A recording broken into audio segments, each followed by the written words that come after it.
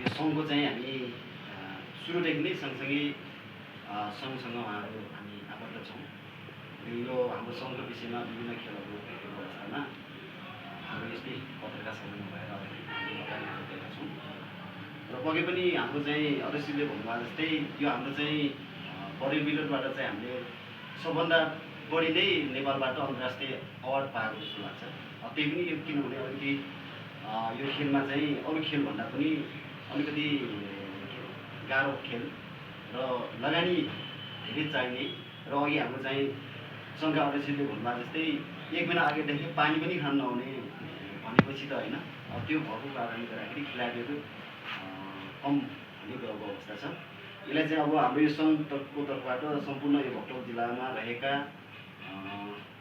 जुन चाहिँ क्लबहरू छ उहाँहरू सबैलाई हामीले आह्वान गरेका छौँ। यसपालि चाहिँ हामी सकभर हामी धेरै अघि नै भन्नुभयो, हामी चाहिँ 60जना भन्दा बढी हामी खेलाडीहरू पार्टिसिपेट गराउने महत्त्व गर्नेछौँ।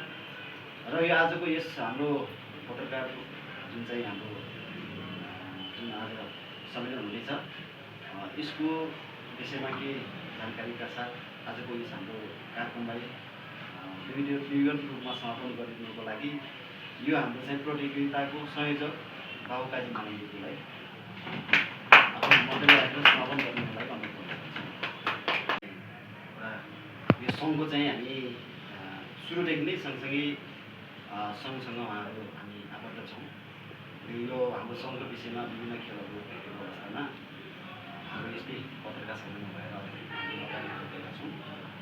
र पक्कै पनि हाम्रो चाहिँ अध्यक्षले भन्नुभयो जस्तै यो हाम्रो चाहिँ परिविलोडबाट चाहिँ हामीले सबभन्दा बढी नै नेपालबाट अन्तर्राष्ट्रिय अवार्ड पाएको जस्तो लाग्छ। त्यही पनि यो किनभने अलिकति यो खेलमा चाहिँ अरू खेलभन्दा पनि अलिकति गाह्रो खेल र लगानी धेरै चाहिने र अघि हाम्रो चाहिँ सङ्घका अध्यक्षले भन्नुभयो जस्तै एक महिना अगाडिदेखि पानी पनि खान नहुने भनेपछि त होइन, त्यो भएको कारणले गर्दाखेरि खेलाडीहरू कम हुने गएको अवस्था छ। यसलाई चाहिँ अब हाम्रो यो सङ्घको तर्फबाट सम्पूर्ण यो भक्तपुर जिल्लामा रहेका जुन चाहिँ क्लबहरू छ उहाँहरू सबैलाई हामीले आह्वान गरेका छौँ। यसपालि चाहिँ हामी सकभर हामी धेरै अघि नै भन्नुभयो, हामी चाहिँ 60जना भन्दा बढी हामी खेलाडीहरू पार्टिसिपेट गराउने महत्त्व गर्नेछौँ।